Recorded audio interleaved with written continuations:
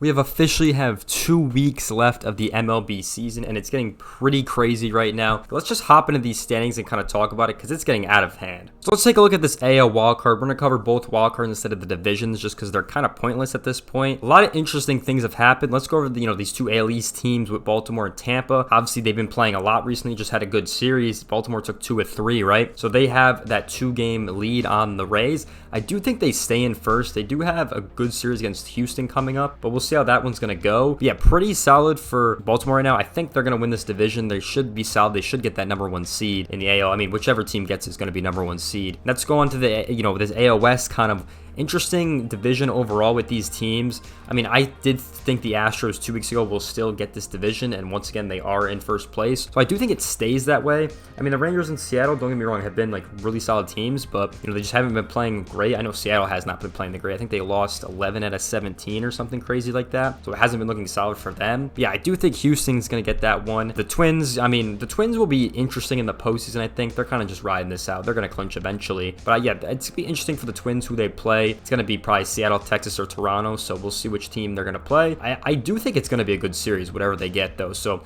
we'll go more when we do series breakdowns of the Twins, because I got a lot more to say on that squad. Yeah, now looking at these AL wildcard teams, Tampa Bay, Toronto, Texas, Seattle are the teams in contention. The Yankees are kind of out of it at this point. Same with Boston. Teams are definitely solid. Tampa's definitely going to get the 4th seed, or Baltimore's going to get the 4th seed, whichever happens in the AL East division. Toronto's a really interesting squad right now. I mean, same with Texas and Seattle. They're all really interesting. They all play pretty bad teams coming up. Seattle obviously having it the easiest in their next series against Oakland. But yeah, it's going to be really interesting. The tiebreakers are going to get crazy as we go down to things, and pretty much how tiebreakers are going to work this year. There's no 163 game, nothing like that. If you have the season record against the other team. So say, let's just, for example, say Texas and Seattle were tied right now, end of the season, right? So say Texas won the season series, then they're going to get the spot in the postseason. So that's why, every team playing each other makes sense, nowadays for all these spots and everything like that. That's why that Toronto series was very important for Texas to win, which they ended up sweeping, which I didn't expect that. But now they do have this series, lead over them. So if they do end up tying it, both in the playoffs, they're going to jump them and have the home game. So we'll be very interested seeing if that does happen. But yeah, the AL's looking really solid. My team that is going to be on the out, I have a feeling it's going to be Toronto for some reason.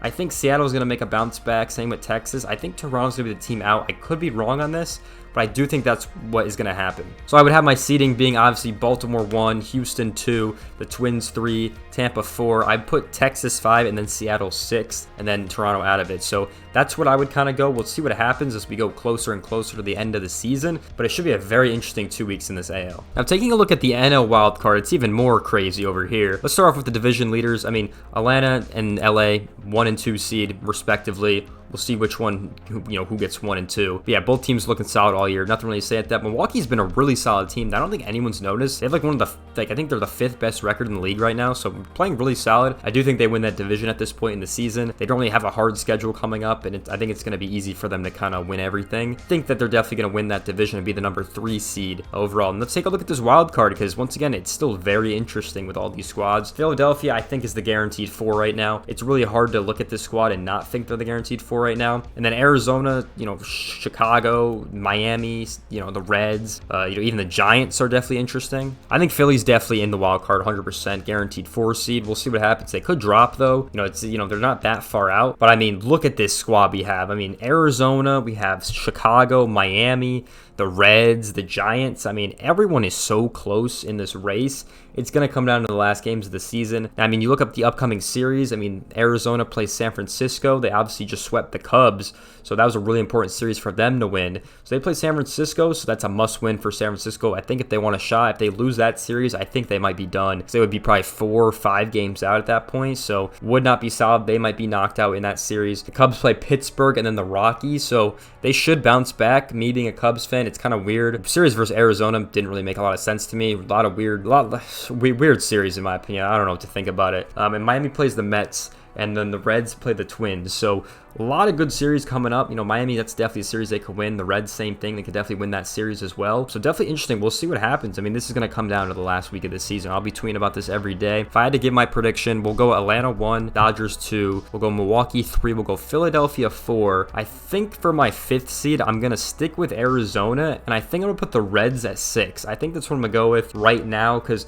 I think the Reds are a really solid team, and I'd really be surprised if they are not in it, to be honest. But I'm also underestimating San Francisco, Miami, and Chicago. So we'll see what happens. Like I said, it's going to go down to the wire. Right now, I think at this point, I think Miami has the tiebreaker over Chicago. So they would technically be the 3rd seed right now. So yeah, this is a ton of stuff you got to keep in mind. And if you guys want more information about the tiebreakers, they have this whole article. I'll link it down in the description. Pretty much goes off everything, you know, about the tiebreakers and what teams would have to do what to get in or something like that. Goes kind of in depth. If we take a look at the NL, just for example, because it's going to talk about, you know, what teams have what coming up and what their records are against all these squads. So we'll take the Cubs, for example. So they're 5-5 against the Brewers, 3 games left. The Red Series, they didn't have a good shot. Miami, they lost. Philly, they lost. Diamondbacks, they lost. The Giants, they're up. So pretty much if they get a tiebreaker with anyone, they're probably screwed. So this is something you can look at because there's, you know, it's going to go off all this, right? So this is what it's going to go off. So we look at the Reds, for example. They have the Cubs tied with the Marlins. I don't know what happens if it's tied. So it says right here, series finish in a tie. It's an intra-division record at the second tiebreaker. So that pretty much means if you're a team like the Reds, for example, it would be the teams in the NL West and the NL East that, you know, would decide it, is what I would assume. Would be interesting to see. I don't know if they have any. They're obviously going to have stats on that if it does happen, you know, for some teams and things like that. But would be interesting to see if that happens for a lot of squads with that whole tying thing. But we'll see. You never know. But yeah, very interesting. I'll link this down below. But who do you guys think is coming on top the last 2 weeks of this season? Because it's going to get pretty crazy in my opinion. Let me know your predictions down below in the comment section. But if you guys did enjoy this video, make sure you guys like, comment, subscribe. I'll see you guys in the next one. Peace out, everyone.